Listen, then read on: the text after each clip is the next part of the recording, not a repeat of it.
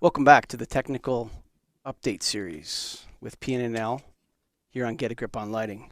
On today's show, we have the great and powerful Andrea Wilkerson. She's back, that's right, and her colleague Sarah Safranek. I hope I got it right. She's going to correct me in 1 second if I didn't pronounce her name right. I should have asked her before we started recording, but we're rolling now, so we're going to keep it going. Andrea is a senior lighting research engineer at PNNL, supporting the U.S. DOE lighting R&D program.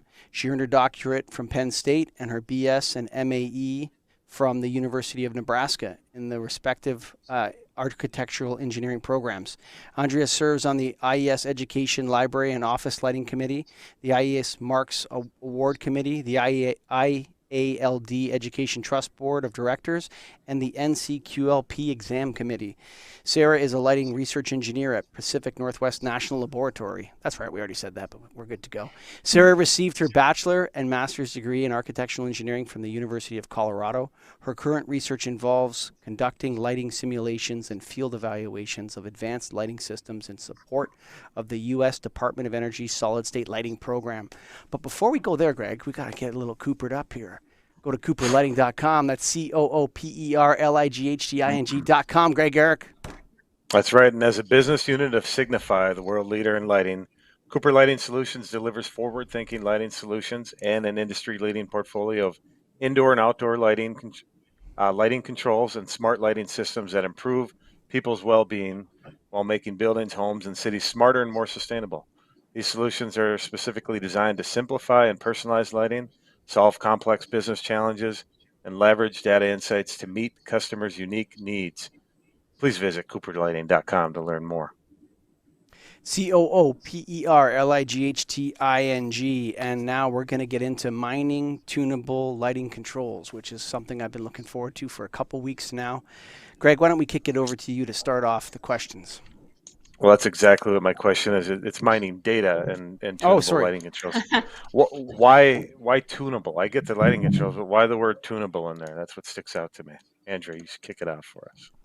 Yeah, so as we've sort of talked about in the past as well, there's been a big emphasis on how tunable lighting can, you name it, it'll solve all the world's problems, right?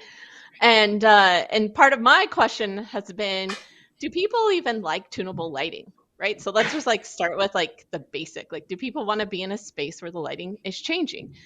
And so sort of through this emphasis on really understanding, hey, the new technology that's up and coming in the industry and trying to document occupant response to it, we came upon a few projects where we've actually been able to gather the data of how people use the control station in these tunable lighting projects. So now we have 3 projects where we've been able to see, okay, do people override when the lighting program automatically changes? Or if it's, a simpler system like a classroom, how are people interacting with these tunable lighting systems? So yeah, that's really where it all started, is just trying to understand occupant response.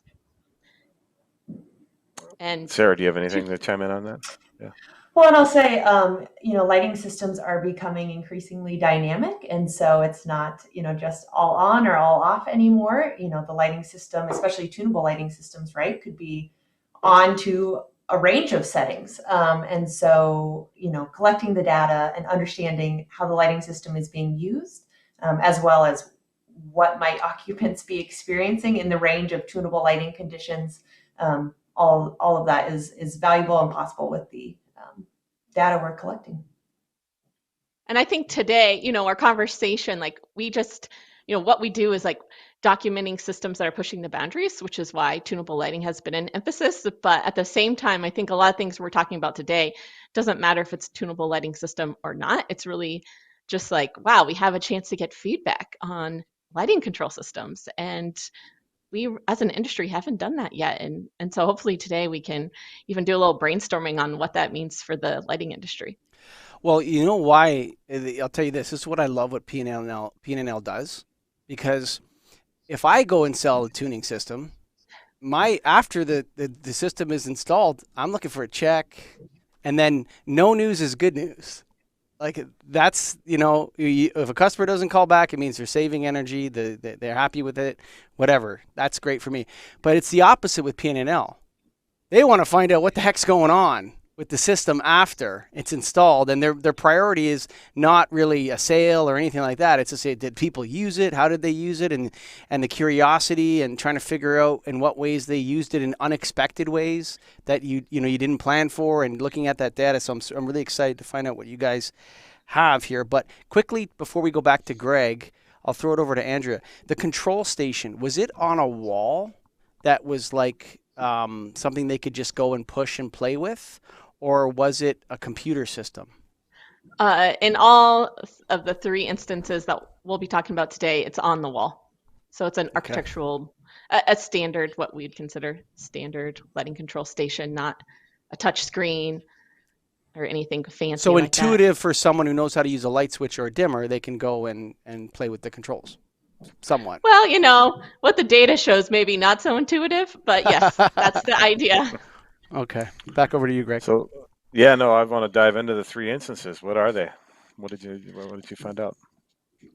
So real quick, there's a few of them. So Sarah led a project in 3 classrooms. It was a pilot in California, and they were just wanted to try tunable lighting. How do we use it in classrooms? And so we were able to collect data there. And that project's a few years old. And then the Nicu, so where we were able to, we finally wrapped up final analysis and papers on that, but where they had a color tunable lighting system in 72 patient rooms in that space, and then a behavioral health unit. And so they had tunable lighting everywhere in that project. Even the bathroom mirror lighting was tunable.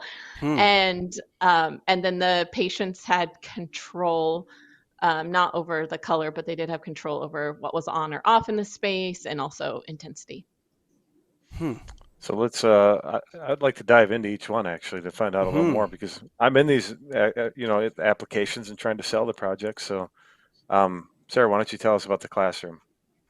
Sure, yeah. As Andrea mentioned, that project is several years old now. We have a DOE report on our website if you're interested in learning more.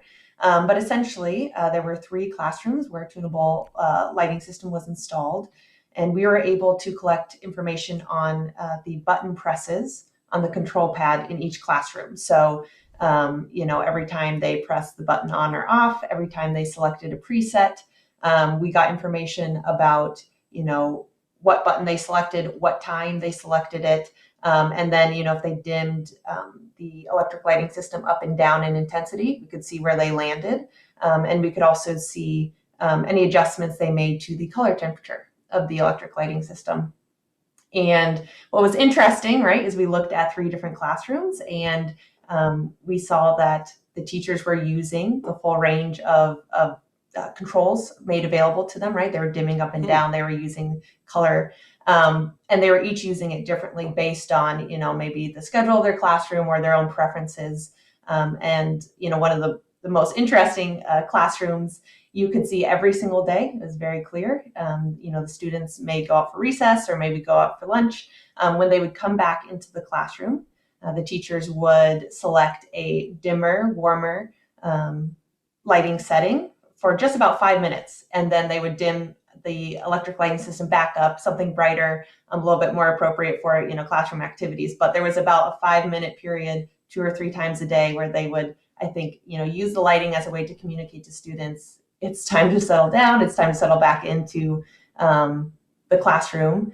And it's just really interesting, again, to see how the different teachers use the lighting system as a tool. Without getting too wild about it, was it different grade levels? Was it the same building, I assume, different grades? Were there different ages of teachers? Did that factor into this? That's a good question. So it was elementary school. So again, the kids are going out to recess, and generally a younger, population of students. 2 of the classrooms, I believe, were classrooms for students who are on the autistic spectrum, and so special needs classrooms. Again, the teachers found the electric lighting system could be a tool for communicating with students via cueing. And then the 3rd classroom was just a general population 5th grade classroom. Okay, and the results varied by type, or was it? in terms of each class? Do they have different actions? You know, it varied between classes, right? But I don't think that was necessarily like the characteristics of the population of the students in the classroom. I think it was more dictated by maybe the teachers and their preferences and their style for, you know, communicating with students and structuring their daily activities. So I think it's interesting that the teachers used it as a calming tool, it seems like or something like that, as a way to just, okay, you're outside, you're all excited, you're running around, kicking balls, whatever they were doing. They come back in, now it's dim, and then they change the lighting. The use is in fact the most important indicator. Non-use would be a negative thing to me, but the fact whether they used it one way or the other, the fact that they used it is super interesting to me as a additional, simple, quick educational use is absolutely fantastic. Greg, can we go to I want to ask about the behavioral health unit. Are these people that are suffering mental health problems? Is that what a behavioral health unit is, Andrea? Yeah, it's a wide variety, and I am not a behavioral health specialist, but it could be suicidal sort of feelings. Some are voluntarily admitted, and some involuntarily admitted.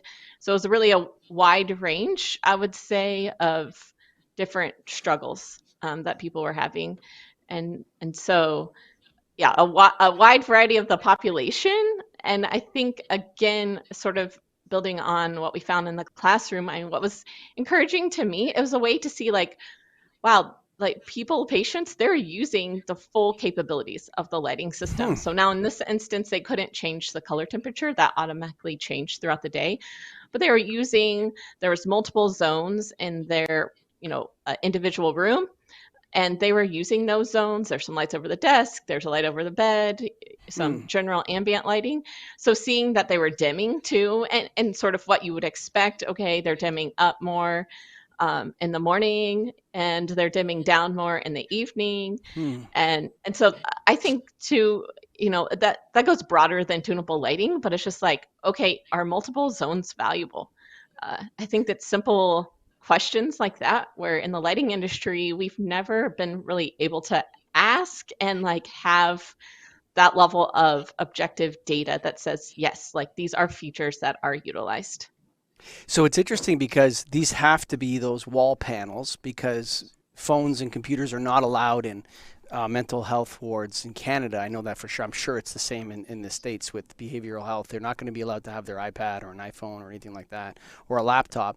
And so this idea of having controls that look traditional or that people are already somewhat familiar with, and now they're invited to, in the case of the classroom, tune the lighting, or in the case of the behavioral health unit, dim the lighting based on various different instances, and the fact that they're again using it is such a key indicator of success of the project. And the fact that you guys were able to measure that, I love this topic, and I love this future for the lighting industry, this tuning, basic, simple, inviting people to use it. What did the practitioners in the hospital, did they report anything? Did they use the system, Andrea? And how did they use it if they did? Yeah, and Sarah can talk a little bit about this too, but yeah, I would say that was a piece I think where it's a little more confusing. I think it's because they didn't have a defined area of their own.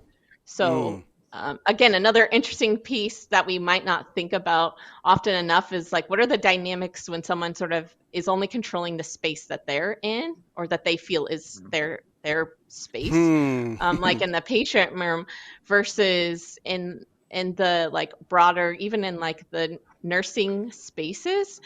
Maybe it would fit like 4 people max capacity, right? So it wouldn't be that many people, and you could have a conversation about like, oh, can I adjust the lighting? But we just really didn't see adjustments to the lighting in that regard. And maybe Sarah, do you want to touch on I think an overlooked group when you're thinking about designing a lighting system that we saw in the data? Yeah, it was interesting. Initially we had been interested in understanding how the nursing staff were using the lighting, especially for their day-to-day activities. But we saw the most interaction with the control system in the security office. So again, this is a 24-hour facility. They have a security officer on site at all times. And the security officer has a dedicated office, right, that they can close the door and adjust the lighting. It's just them in that space. And yeah, we saw, again, regular adjustments to the electric lighting system. It was really consistent based on time of day. And then interestingly, a lot of response to automatic changes scheduled for the electrical lighting system, right? The lighting designers were really thoughtful about how the lighting system might transition automatically throughout the time of day. And we actually saw, based on those transitions, the security officer might make minor adjustments based on, their own preferences or maybe what they needed in the office, at that particular time. So yeah, an interesting, emergence of someone we didn't really initially think about. But and valuable. the consistency, like every evening, that one a transition that happened, and again changing color and intensity automatically, that they could override. But yeah, it's like, wow, within what was it, a few minutes there, they're overriding that. And if you think about it, they're probably they're staring at computer screens most of the time and thinking about contrast and all those things, or maybe they just really didn't like what it adjusted to. But that was such an interesting one where it's like, yeah, these sort of people that get missed when we're interacting with the end user and the client. It's like often we're not thinking about the security room, and yes, it was one room, but still they're there all the time. So you just kind of wonder, and this is where I think taking this farther, right? Like our backgrounds are in architectural engineering, right? We think about lighting all day. We're not data scientists. We're not controls experts. We're really focused on the people in the space, but I just feel like there's so much opportunity for this sort of feedback and data for so many people, whether it's the manufacturers, the designers for feedback on what's liked, what's not liked, what's working, what's not, even for commissioning. So I think that's where I guess I'm interested to hear, where do you see the opportunity to really leverage this kind of data? Am I allowed to ask questions? Yeah, of You're course. allowed to ask. You got to pick one of us, though. The security, but let's go. All right, Greg, you want me to go first? Yeah. Okay. Before I answer your question, I think that this idea of the ownership of space being a key driver to the use of controls is fascinating. You might predict that, but the idea that someone wouldn't trespass on someone else's lighted space, I think, is super intuitive into the psychology of how we use our lighting systems. And that is playing out in the data. The teacher is clearly in control of his or her space. And so they feel no problem going over and changing the controls and using them as a teaching aid. But the nurses don't feel like as if they're in control of the lighting of the patient's space, and they're respecting their use of it. And then you have the security guard who's, there, he's overriding it or doing whatever he's doing. I find that interesting. For me, I often try to keep it simple when I'm talking about tuning with customers. And I tell them that tuning to 2022 is like dimming to 1967. This is something that is going to be embedded in all lighting eventually. And so as long, and people don't like me for this, but it has to be switch-based, at least initially, because I think we have enough apps on our phones. I don't think people want alerts from their lighting systems. I mean, early adopters, maybe they'll want to have that level of control. But I think the average office building or station, they want to look to the light switch. And then where is the light switch? And, I see there's a little thing that tells me here on my wall, my studio, it says, dim up and down, and then it says higher Kelvin, lower Kelvin on the switch on the wall. And so anyone that uses the studio here for a podcast can go and change the color of the lighting system, and they know how to use it intuitively because it's where a switch is, it's laid out the way a light switch is, and it tells them how to use it. I think that's so important to the future of this. And so which is why I've asked you so many times where the control panel is. My experience with customers is they don't want another app on their phone. Now, this may be untrue for new buildings, new construction, and it may be untrue for very large buildings where they want a centralized hub of control. But then that's not going to be on a phone either. That's going to be on a computer screen, right? And so I think if we want people to use tuning, then we have to make it by area, by each area, and then with zones with each area, which are switch based or look a lot like light switches, so that, or like dimmers, so that people can use them, maybe with a little bit of writing on it, whiter, yellower or whatever, redder, yet whiter, right? And that very easily, people don't have to worry about it. They can just go, oh, this is so cool. I can change the color, just like the teachers in the classroom. I think that's the future. The final thing is circadian is a touch invasive into people's lives. And what you're seeing with the security guy is he's not liking that circadian change throughout the day. He wants to keep it the same, or he doesn't like the dimming or whatever. And so we have to decide, are we after circadian, which is prescriptive, here's what you get, sucker? You know what I mean? Or are we after choice? Are we allowing people to choose? And my belief is both of those things, as much as we don't like this term, are human-centric. Okay? It's both of them are the same, but they're opposites of one another, right? One is prescribed and the other is choice. And you can't have a prescribed choice, right? It's not going to work. So if you give people a choice, what do? They dim lighting. If you give them a choice, they always dim it, right? And so, Greg, that would be my thoughts, is when I'm talking to people about tunable lighting, I talk about it zoning, I talk about switch-based control, and I talk about eventually everybody's going to want to do this. So you can do it now and you'll have this color changing control over your lights. What about you, Greg? So where I talk about it is when they ask about it, to be honest. That's a good point. I'm not proactively doing it, because the times I have, and including my own office right here, is color tuning, and I have all the capabilities. You can see it's off right now. Here's my sensor. It's not working for some reason, but I have the ability to change it to any color I want, and I don't do it because I don't know what's right. So what I want, and back to Mike's point, is I want an audit. I want a suggestion, like, here's what you should have. And then if I see it and I don't like it, I want to be able to change it. And I don't think we're at that point right now.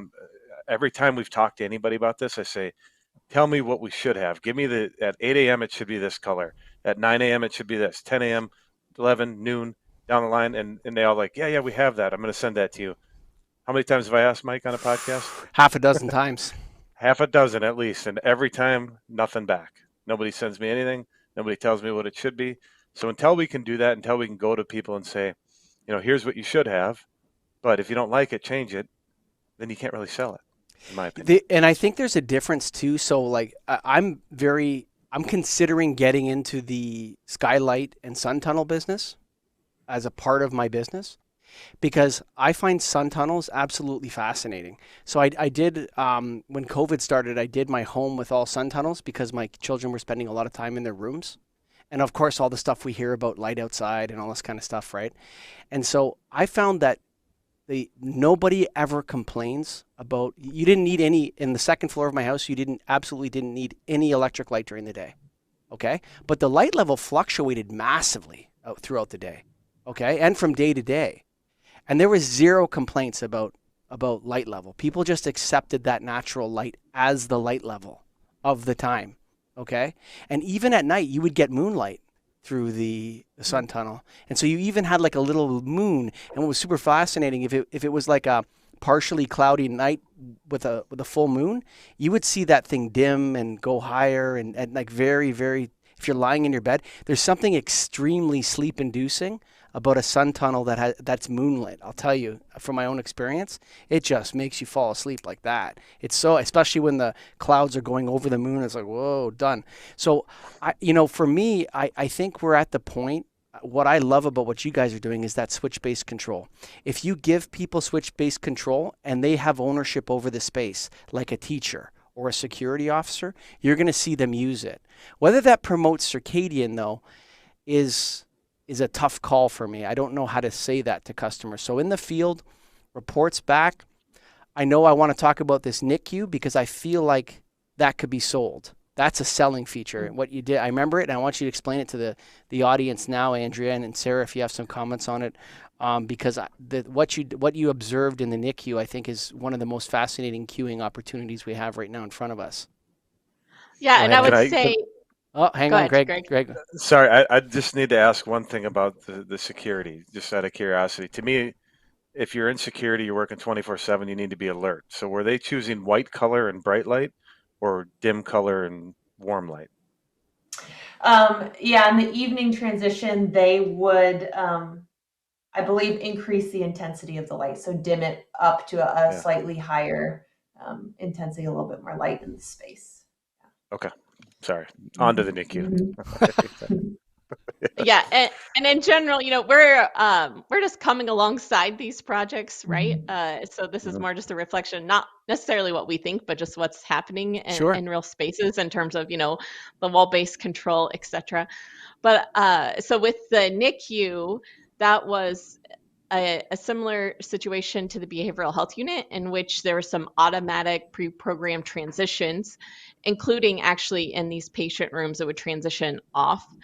And so there were actually just 3 transitions during the day. It'd be on at a warmer color temperature initially and dimmer for 30 minutes, and then it would transition to a brighter intensity, and then higher color temperature throughout the day, and then again transition back to that early morning setting, but in the evening during guest visiting hours. So that was a 2-hour time. And again, this was actually, again, one of our early projects where it was like, oh, like, are people gonna like this? Like, we had done the classroom project, but then this was our first project where it's like, there's this pre-programming. Are the nurses gonna like it? How are people gonna respond to this? And again, it was surprising that the nurses liked it. We did surveys of the nurses and we got to talk to them. And so when we were talking to them, asking what did they like about it, they said, oh, we like that it wakes up the parents in the morning. And we were like, oh, like, that's not what we expected. But again, it's just this like social interaction piece where they were like, yeah, it's awkward to wake up the parents, which then you're like, oh yeah, I could imagine. But it's just something that, unless you go back after the fact of you put in the sliding system, how are people responding? I never would have thought about that piece. So I think that's where. But let me just clarify. So it started at whatever the wake up time is, say 8 a.m. or 7 a.m. It starts off, and you're talking about mother and baby, right, together in the NICU, correct? Yeah. And there's like multiple rooms. Are they in their own rooms? Or are they in one big room they're in their own rooms? Yes, own rooms, thankfully. So then the lights come on at a very low level and a low Kelvin temperature, and then slowly increase to a higher Kelvin temperature and a brighter level over time. Yeah, really, honestly, it transitioned over a minute. So after 30 minutes, it transitioned over a minute, which you would think is too fast. But Sarah and I were in there, and really, it actually wasn't too fast. But yes. So the nurse comes in, and mom and baby are awake. Yeah. Rather than, hey, it's time to wake up. It's time to wake up. See, that is such a wonderful application of theatrical lighting into the general lighting space.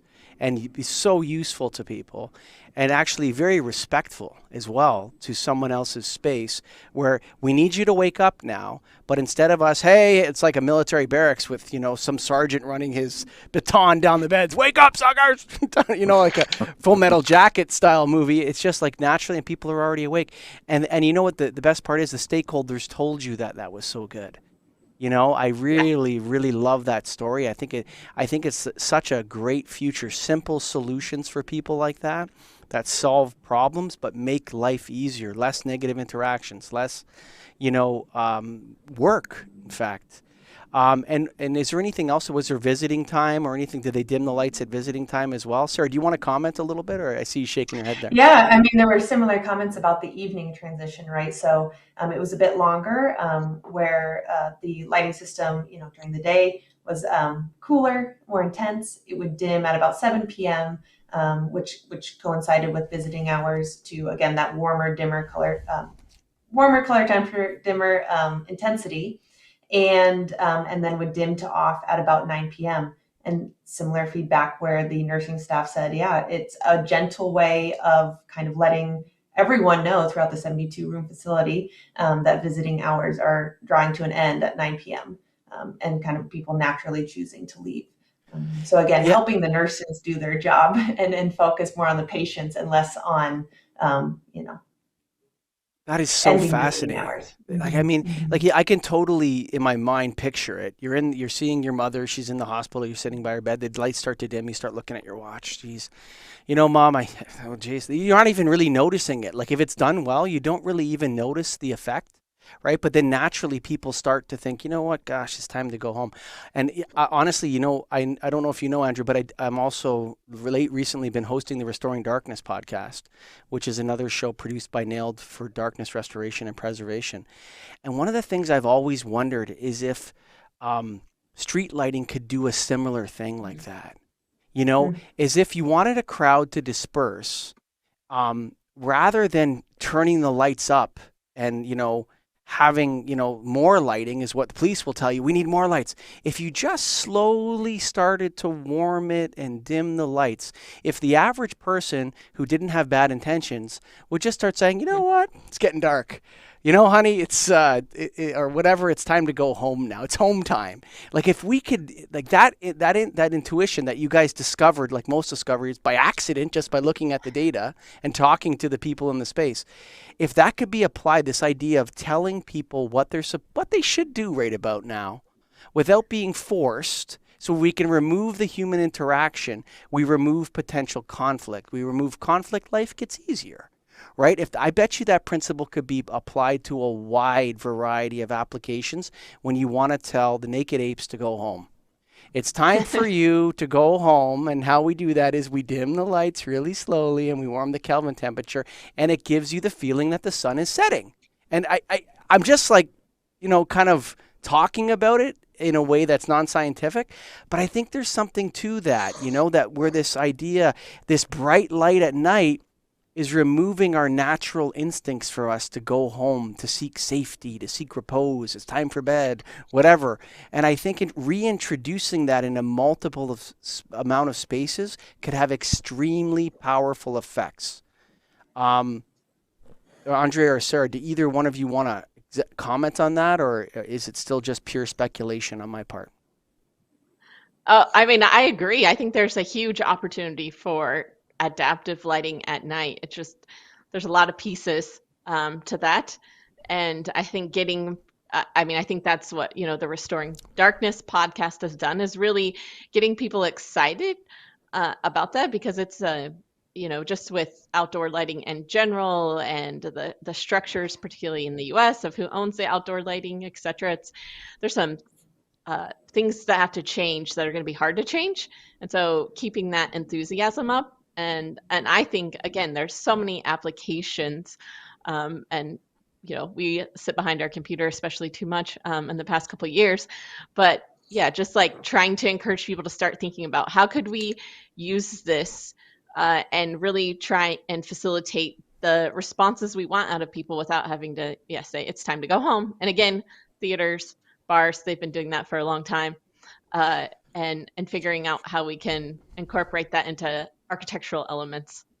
Yeah, I think with bars, it's you don't have to go home, but you can't stay here. But one of the things from the safety side, which I think is misunderstood by those that want more lighting for safety, and I'm going to put it in quotations in my hand. So if you're listening to this, I just did quotations with my fingers, is that when a police officer stops you on the side of the road and walks up to your car and shines a flashlight into the front of your car at night, the effect is one of contrast. He or she can see you, but you cannot see them, right? At nighttime. So if somebody shines a bright light on you, it's a one-way thing. The person standing in the dark with the bright light can see the person the light's shining on, and it doesn't go the other way. The other person is kind of blinded and scared. They don't know what's going on. So it creates this effect of, I better not move because I can't see that person. So that principle of that has been taken to street lighting. The problem with the street lighting, Greg and friends here, is that both parties can see each other equally. So the police can see the people that are potentially doing the wrong thing, but the people can also see the police. So the effect is not the same one as it is with the flashlight in the face or the prison lighting from the guard's tower, where they don't even know if there's a guard there because they can't see because the lights are so bright. So I think we need to re-examine these things, and your experiments are really showing us that there may be a seam we can go through here to use lighting to reduce conflict, all kinds of human conflict with queuing. And I think it's fascinating. Greg, I'm just like blew myself out there. I need help here. No, that's good. So kind of going back to the beginning, Andrea, you want to know if people like tunable lighting. What did you find out after these tests? Do people like it? I would say yes. Like people are using it. We didn't, there weren't a lot of complaints. We just actually finished up a project in an office. And it's, again, I wouldn't say like people are like ecstatic about it, right? But it's like acceptable and they like it, and I think again they're leveraging it, which is exciting to see as well. So so I feel like we can. I'm less worried about, wait, are we putting lighting in spaces and people are gonna be like, what? I don't want this, especially when you have some sort of control. And then again, for us, having the control station is just a very interesting way to determine like, oh, is there something not liked? Is there something that can be optimized? Again, in the Nicu, we actually looked at the data, and if the nurses didn't hit exam in the middle of the night, which turned on all the lights full brightness, they had the option to just turn on 4 downlights, but came on very dim. And you can see 100% of the time they're increasing the light level at night when they turn those downlights on. So then, you start to wonder, like, and this is where it'd be interesting to like go back and like, okay, well, what if we increase that light level a little bit more at night? Like it's clear that, just turning these downlights on is not enough light. Could we see the use of exam decrease? Or could we see, would they just, the downlights is now an acceptable light level? Or are they still increasing the light level? So I think there's just like little nuances like that are also super helpful for the lighting designer to know. Like, okay, yeah, that light level, like I'm not going to do that again on my next project. And I actually, what's great about these flexible, advanced control systems is like, oh, I can change that too. Like I see that's a problem I can change. And then I also know that for the next project. And really ultimately it would be that this affects recommendations. And the other one I sort of alluded to earlier is just also like we get to see where it's like a little confusing for people to use the controls. You can see it in the button press data, and just what useful feedback that would be for the lighting industry. You think like, I think Word's coming up on its 50th or 40th anniversary of Microsoft Word, and it's still collecting data on us, right? To try and optimize our use of it, etc. Do you think like, okay, what other information do you need? But I think that's where it's like the lighting industry just hasn't taken advantage of the opportunity to gather feedback with data. Sure.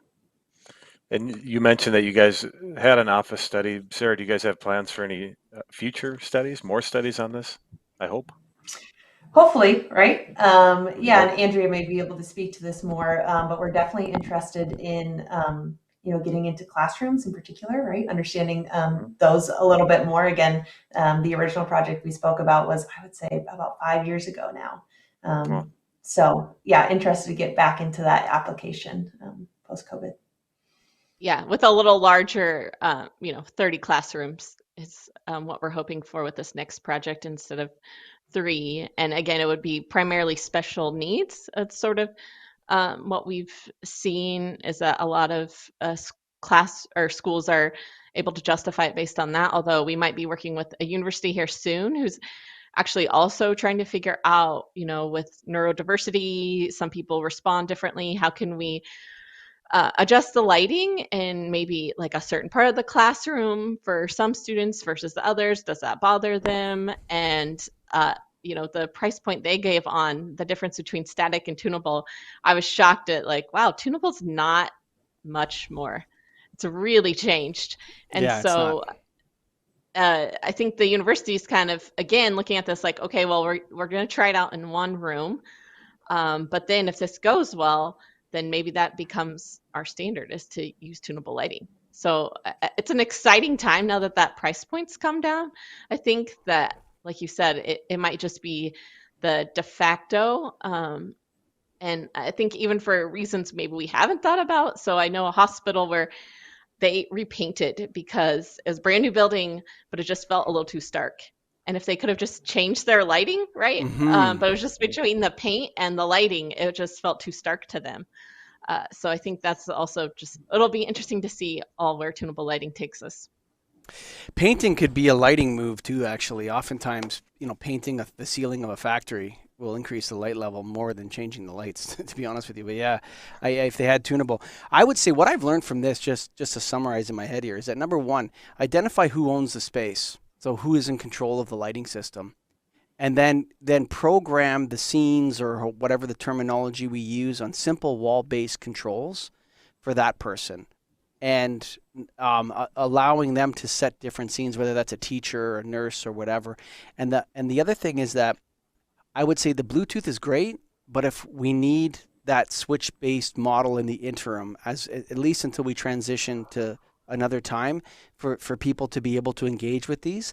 And perhaps you can log into that switch with your Bluetooth phone and do more advanced controls or set things or whatever.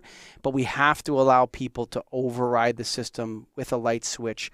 Otherwise, you're going to have this fussy situation that Greg Eric finds himself in right now, where it's fussy. It's got to be logged into. It's tough to use, and I find that these app-based control systems, as great as they are, need to be built with a switch, override switches in mind for it to have true market success in a vast majority of applications, because people are going to look to that. They're not going to look to their phone to control the lights. We are not going to overcome that in the medium term. I'll tell you, customers do not want to hear that they need to download an app from the Play Store or whatever the heck it's called, and it doesn't work for Android Marshmallow 26.1 or whatever. They're not going to want that fussiness. Any final thoughts? Let's go to Sarah first to just wrap up. I'll follow that up with the Folsom or the classroom study, and then the Nicu. And I believe with the behavioral health unit as well, there was some training, right? So there is a little bit of training that introduces the staff to how the lighting system could be used, more as helping them understand how it could be used as a tool. It's not, they don't think about lighting all day like we do. And so, just a little bit of training can go a long way for demonstrating the value to them of these tunable lighting systems. But as we've talked about, we see them actually using it. And so that little training goes a long way. Andrea. Yeah, and I think I'll just piggyback on Sarah and thinking about when that training occurs. So a lot of times all the training when you're moving into a new space happens at the same time, which can be a bit overwhelming. And we even saw in sort of the surveys we did of the staff in the behavioral health unit that it actually took them at least 6 months to adjust to the lighting and the controls. So initially, when we surveyed them shortly after they moved in, they were not really a fan. And then about 6 months later, then they had grown accustomed to the controls. So just remembering that also, like, if you are going to put in the extra effort to do maybe some more specialized training, that maybe not when everything they're doing, days of training, is maybe not the time, especially when you are making a jump from static to tunable lighting. Greg Eric, before we go, we got to give some props over to Cooper Lighting. That's right. COOPERLIGHDING.com. That's right. Cooper Lighting, Greg. And I was going to bring it up in the podcast, but perfect time to do it. The one time I've sold this project recently, I needed to do it in a school. They asked for tunable dimming lighting. I checked all the sources I had, all the options out there, and you couldn't believe how difficult it was actually for this application to find it. But who did have this stuff was Cooper. Cooper Lighting has it. They're a world leader in lighting as part of Signify. So they've got all that. They are forward thinking. They've come up with solutions. And for this application specifically, they have it. So check these guys out, Cooper Lighting. So just correct me if I'm wrong, because I think that's a massive endorsement for our Yes. our current sponsor on the show. You had a classroom in Minnesota, and they wanted to tune the lights, and you went to cooperlighting.com and found what you were looking You for? got it. Yeah, that's all You're you right. need to know, folks. There you go. Go to COOPERLIGHTING.com. That's right, Cooper Lighting. And, of course, we thank you, the listener, the most important piece here, the people, all you folks out there. We love you guys. Bye for now.